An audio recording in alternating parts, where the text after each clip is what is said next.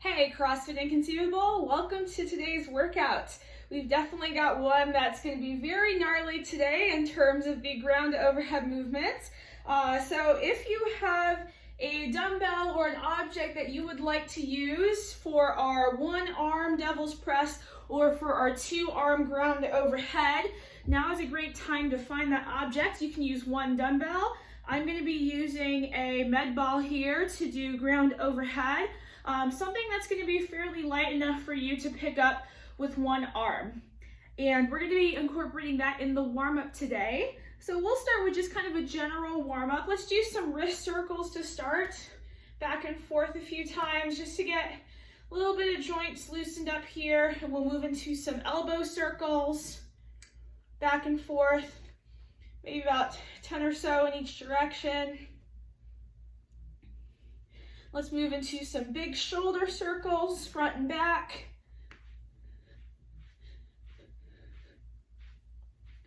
And then let's move into some hugs. Hug across and wide. Get some movement here going in the shoulders.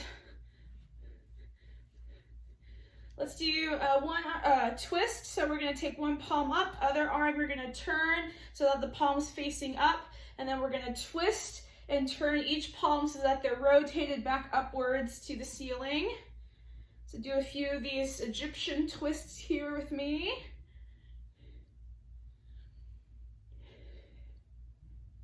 We'll do some hip circles next, so hands on the hips, big wide circles, pressing forward as far back. Feel that stretch through your hamstrings. And then back in the other direction.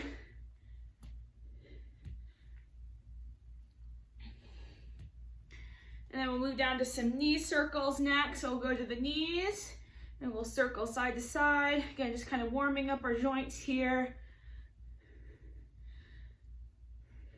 And then we'll point the toes and do some ankle circles back and forth a few times. And switching to the other side.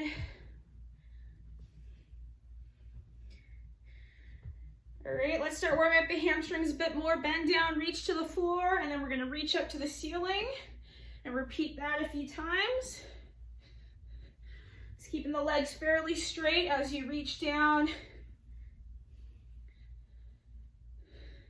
Feel a big, tall stretch as you go upwards.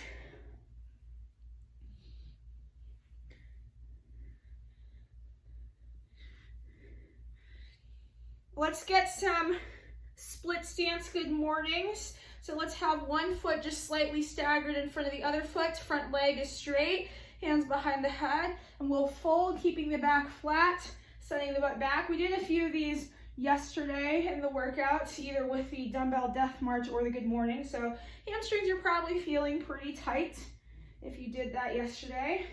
So we're just kind of opening up this back of the legs just a bit here.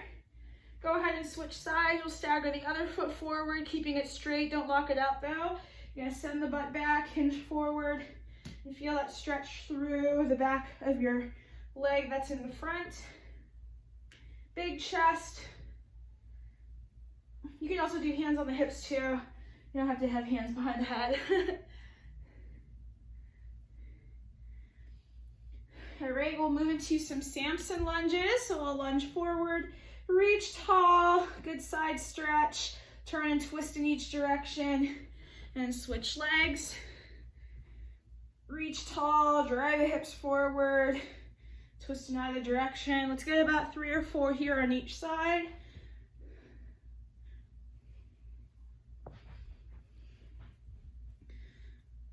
Reach tall. Keep driving those hips forward. Feel that stretch through the hip flexor of the leg that's on the ground.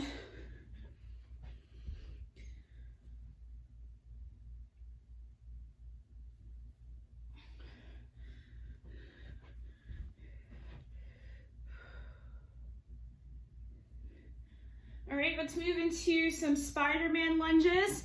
So let's stay down here actually for a second. Just kind of wiggle around, keeping the foot flat, shifting your hips around in circles side to side. Let's take that hand that's next to the knee. We're gonna press the knee outwards, Try to look in the opposite direction. Just kind of pry the hips open here a few times. Trying to straighten that arm as best as you can. Really lean that head away from the knee in the opposite direction. You may feel a side stretch too as you do this. And then let's do a few thread the needle. So reach under and then reach up, twist to the ceiling, and then do that a few times, reaching under and then turning the chest towards the knee. Threading the needle, opening up the back and the spine. And let's switch sides. So come other leg forward into the lunge, to our low, Spider-Man. We'll spend some time here just kind of moving the hips around in circles, knee in circles, keeping the foot flat. And then we'll take the hand closest to the knee. We're gonna press it away as you turn your head and chest in the opposite direction, straightening the arm. Repeating that a few times here. A good stretch through the outer hip, perhaps even through your sides.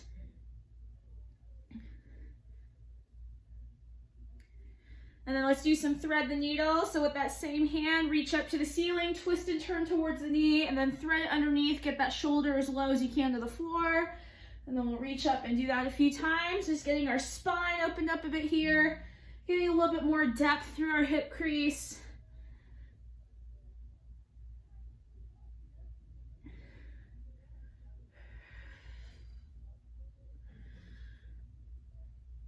All right, and then lastly, let's do a few inchworms out to a push-up.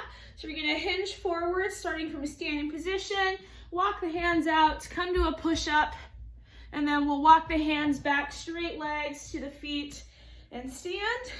Let's go ahead and continue that here for about another minute or so. Getting somewhere around 6 to 8 reps, depending on how fast you are, how slow you are, how tired you are, how peppy you are.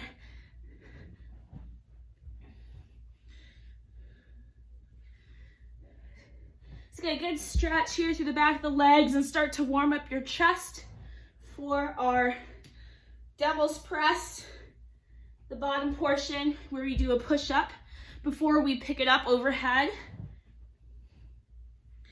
Let's get one more. Roll the hands out, push up, elbows back, big chest, coming back in. And let's go ahead and move on to our object. So whether you are picking up a dumbbell, a wall ball, a med ball, or a similar object, kettlebell perhaps, we'll start with some basic deadlifts. So we'll just stand with the object right between the arches of the feet, so the object is not too far in front of us. We don't want to lean too far over with our backs. We want to keep it right in line with the arches of our feet. And then we're going to hinge back, send the butt back, keeping the arms straight down below the shoulders. We're going to pick that object up, keeping the back flat. Squeeze the butt in to stand. Just enough. You don't want to hyperextend here. You want to just come to a neutral standing position. Let's get 10 deadlifts. Minimal knee bend. You don't want to turn this into a squat. You do want to keep your knees fairly straight so your shins are vertical, because you're going to be doing quite a lot of legs throughout this movement anyway. So the more that you can keep your legs, fairly straight, don't turn into a squat. You don't want this to be very quad dominant. You do want to focus on that hamstring and the back component. Okay, we're going to move on to either some swings or some overhead drives with the object. So we're going to go beyond the deadlift now. We're going to add a little bit of a shrug. So now let's deadlift and then this shrug and come up onto the toes a few times, whether or not you have one hand or two hands on the object. So if you have one dumbbell, let's work on doing one hand alternating at a time, reset, and then bring the other hand up. If you have two hands, you're going to shrug and keeping those arms fairly straight, feeling the object weightless, like it wants to travel upwards. Again, if you have one hand, shrug, maybe add a high pull, and then alternate each time you pull up that object. So let's do a few shrugs and pulls.